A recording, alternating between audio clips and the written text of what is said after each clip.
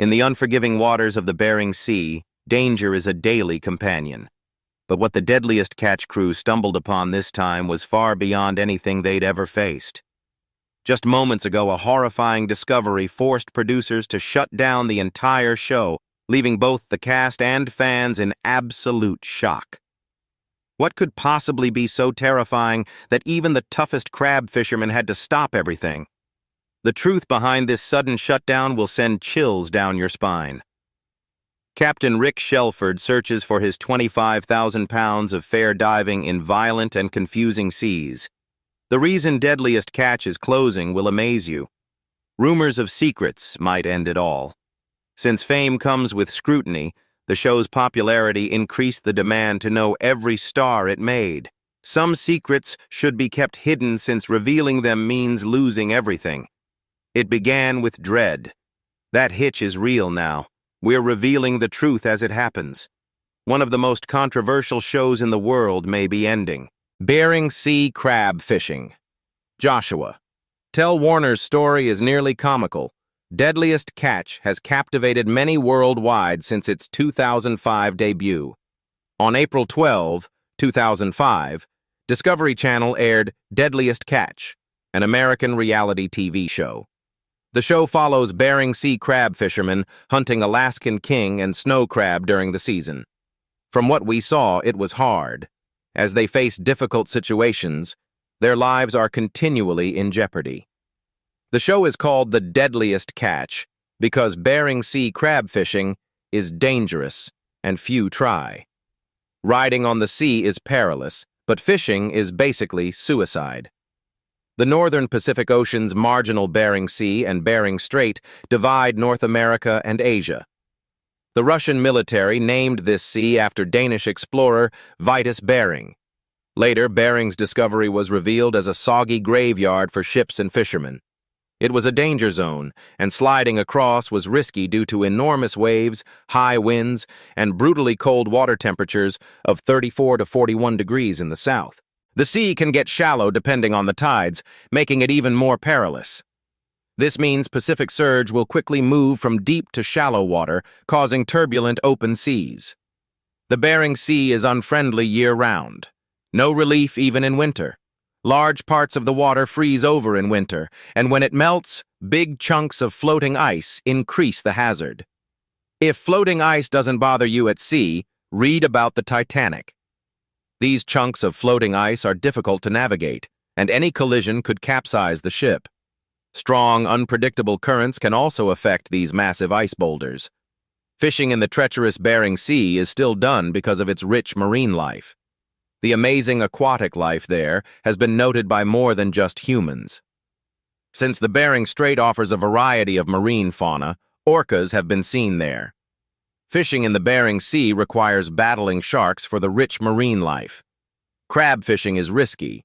However, some have combined the risky life of an Alaskan crab fisherman with reality TV stardom. Many find Deadliest Catch's combination intriguing. Fans watched crab fishermen battle for a living. They witnessed the dangers, challenges, and personal problems of months on one of the world's most perilous seas, away from land and loved ones. Fans saw everything, including their low points, on television because their lives are hard. Only the strongest survive the Bering Sea. It's amazing how people commit themselves to achieve what few dream of in one of the world's most dangerous places. On Deadliest Catch, we saw Bering Sea risks, problems, and disputes firsthand. Over 20 seasons of Deadliest Catch have seen successes, losses, and deaths.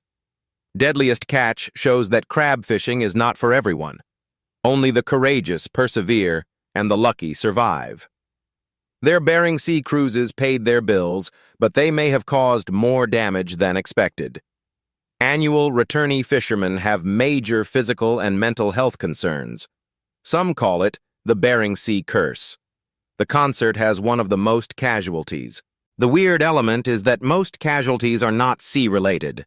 Some died from significant health issues, substance misuse, or prison, never to be heard from again.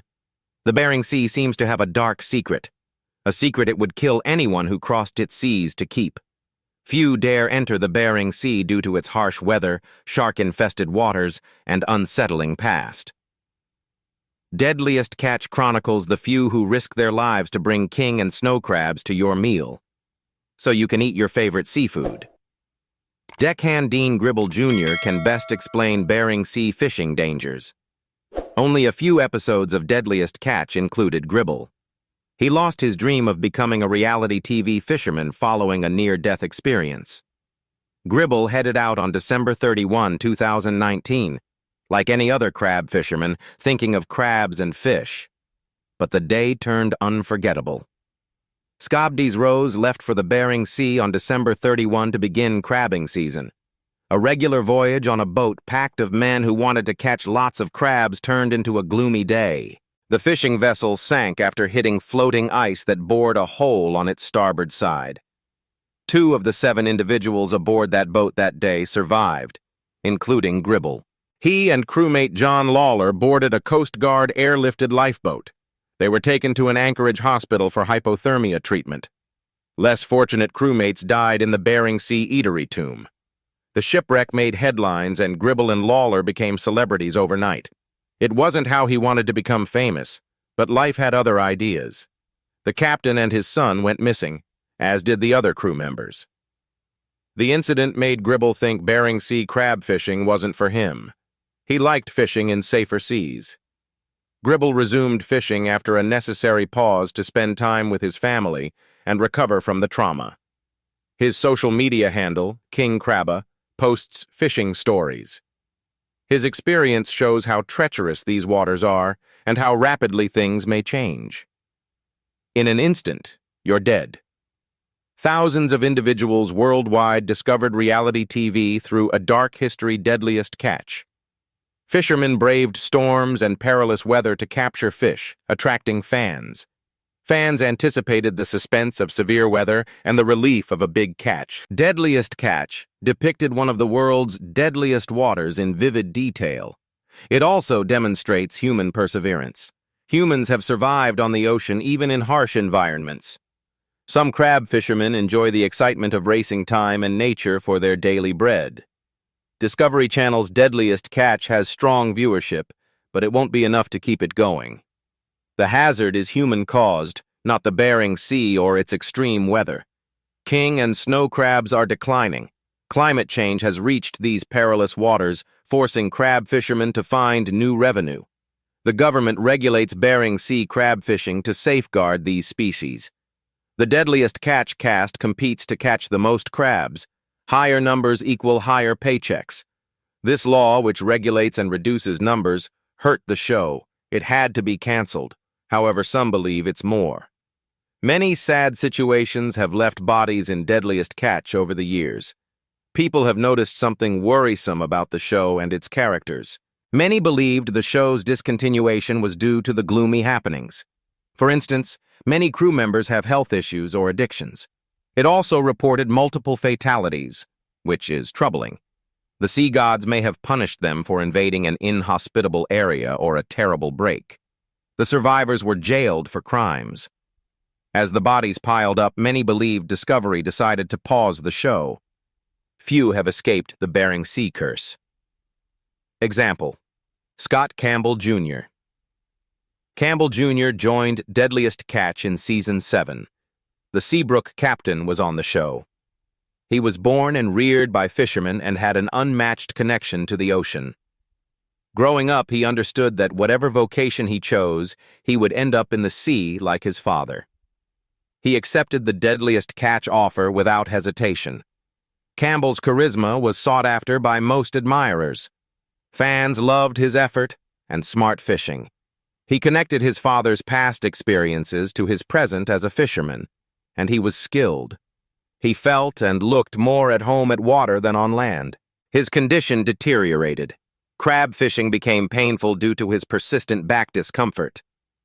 The hardship of crab fishing in the Bering Sea, such as sitting for long hours in the tiny wheelhouse waiting for a catch or attempting to survive a storm, made it clear that his time on the boat was over. Crab fishing became uncomfortable and tough. He exhausted himself after season 10. After his departure, many fans were disappointed and the show felt less engaging. He became a fan favorite and the best crab fisherman on the show. Campbell Jr. seemed to have retired from fishing due to health difficulties. Since the show ended, there has been talk about his exit. Perhaps his circumstance was normal. Was his illness as minor as he pretended? Maybe the Bering Sea gods told him to stay away? Campbell Jr. disagreed. He never gave up easy. He returned for seasons 16 and 17 on the Seabrook and then Lady Alaska. Campbell refused to be restrained ashore. He founded Cordova Coolers, now Cordova Outdoors, and became CEO. The Idaho-based company makes luxury coolers, drinkware, and accessories. He left that role in 2018 and started Beaver Creek Firewood in 2023. Some people encountered the Bering Sea curse early, while others appear to have escaped only to be confronted later.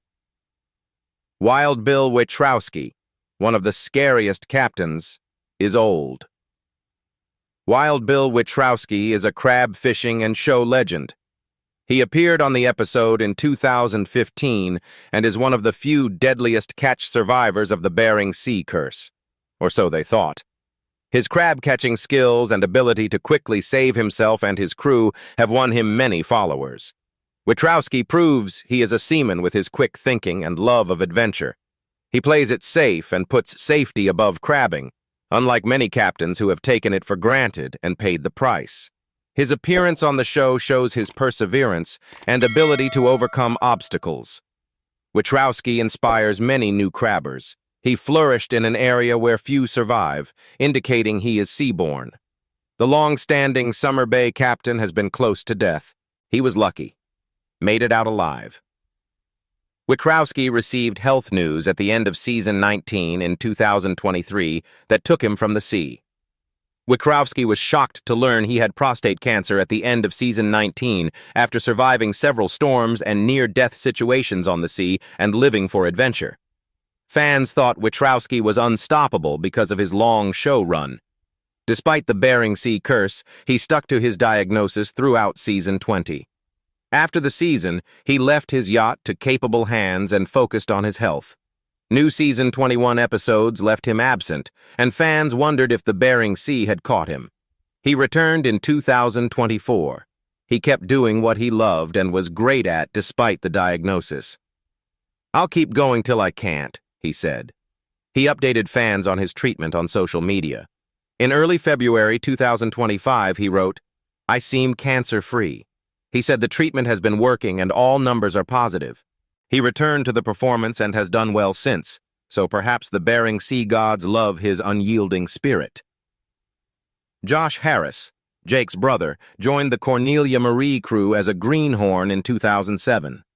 Jake Harris, his brother, became Cornelia Marie captain after their father died in 2010. His season 3 appearance and friendship with his brother were the show's highlights. The Harris brothers delighted viewers by demonstrating Bering Sea fishing.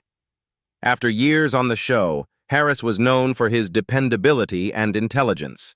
His shipboard work saved their lives multiple times. His best performance came in 2020 amid the global coronavirus epidemic. His spin-off series, Deadliest Catch Bloodline, follows him sailing the Hawaiian Islands with his father's old maps. In 2022, his bones were revealed. Harris and Cornelia Marie were dropped from the future season due to a terrible past occurrence. He was accused of sexually abusing his neighbor's daughter in 1988. The victim was 4 years old, and Harris was a teenager.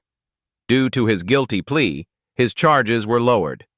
Harris received 60 days in prison and 24 months of supervision.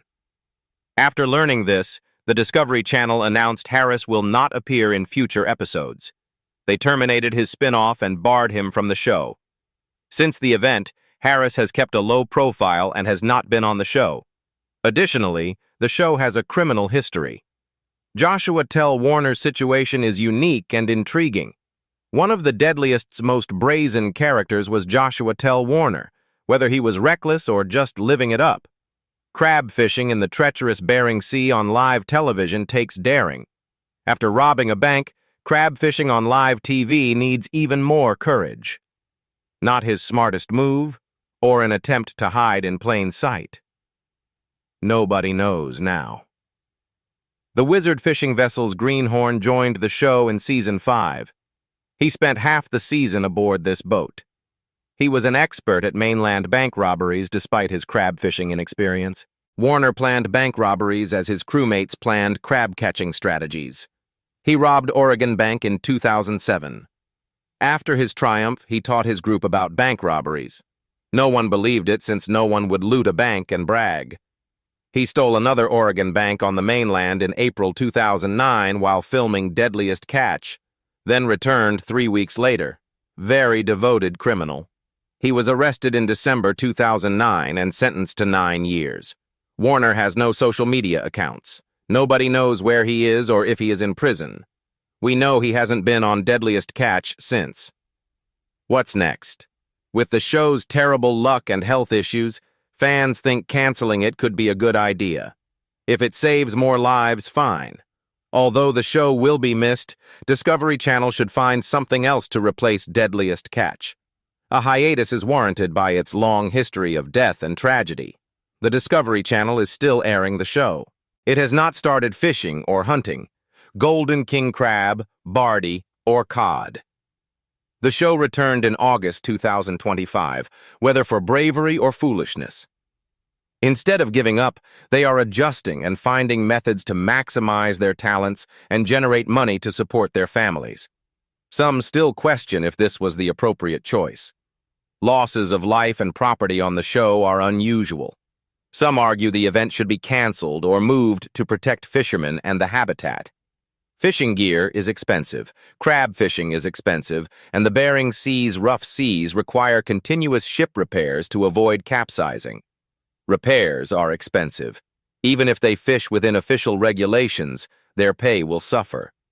This money they take home will be different. We also have the next generation issue. Crab fishing is hard, so many kids are leaving it. Old crab fishermen are disadvantaged. Age is revealing itself as the years pass. They are older and work harder.